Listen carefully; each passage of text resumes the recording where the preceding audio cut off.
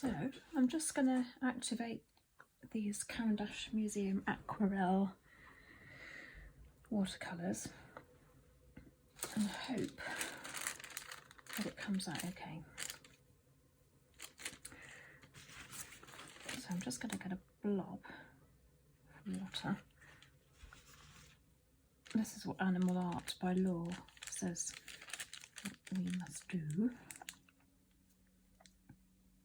I'm scared of activating it, but here we go. I've also got a layer of colour pencil underneath this because I didn't think I was going to do it this way, but then I thought, oh, I'll just give it a go.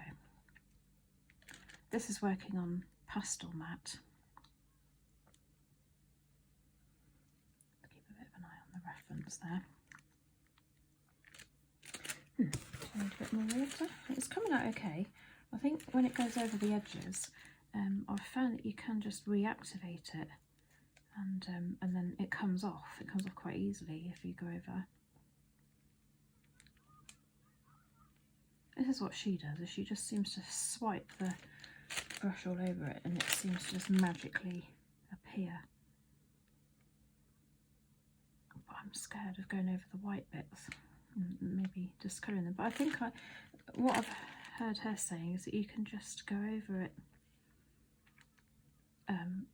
once it's dry with your white, or even when it's wet still, you can still reactivate it with the white. Ooh, I'm going into the dark bits now. It is quite dark down there, so I need to be confident. Confident. That's what she does. So I'm just gonna just go for it. What's to lose? I think this is a good way of getting all your tonal values in, and then I suppose when you've done that you can kind of go in and with all the fine detail. It's really lovely actually, it comes out really nicely. I'm supposed to sort of swoosh it there. I don't want to mix the dark into the light. It doesn't seem to be mixing into the other light areas if I don't want it to. She says don't stay hovering over it for ages, because otherwise that can make the darks go into the lights.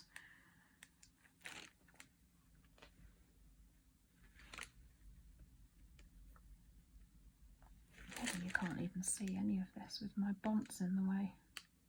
Very amateurly done, but hey, I wasn't really going to do this, but I just thought I might see if I can get a recording of it actually happening.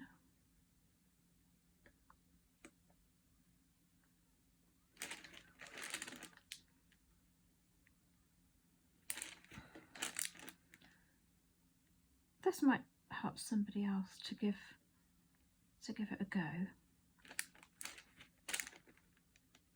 because I know we all see all these tutorials on YouTube and think, oh, that looks really good, but then I've always been a bit scared to actually do it. I don't know why.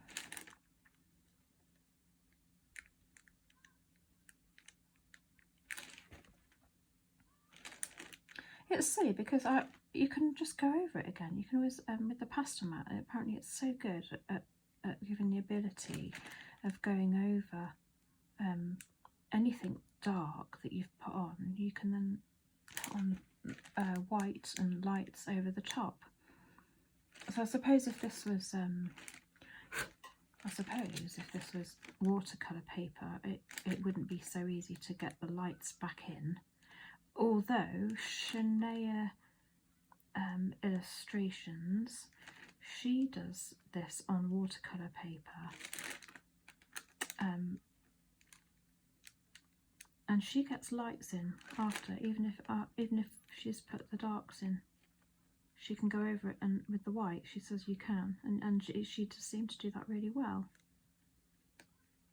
So I think this is a really good way of getting your tonal values in and seeing, I suppose, where everything is. And even if you've actually made a bit of a boo-boo, you can still go back in and correct it by putting your light over the top. And who doesn't want to be able to do that?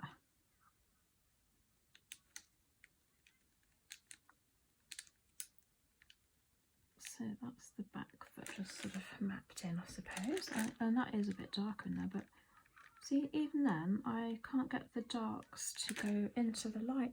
Really, the pigment is only activated where I've put the colour, and that was what I was scared of. I was thinking, oh god, it's going to spread everywhere, but it doesn't. It seems to only intensify where you've actually laid down pigment. Probably perhaps just go a bit over the edge. But that's all stuff that I suppose you could easily correct later, you know, with your fur strokes.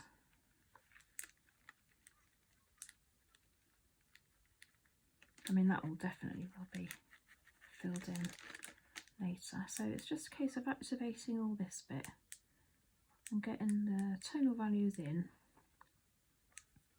And then I always feel better because I feel like, well, I know what I'm doing then, I know where I'm going, and it's as if it's all been mapped in, and then I can concentrate more on having, well, doing the fun bit really, rather than worrying, oh, am I supposed to go there or not?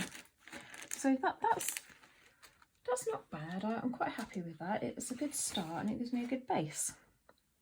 So I hope that's helpful.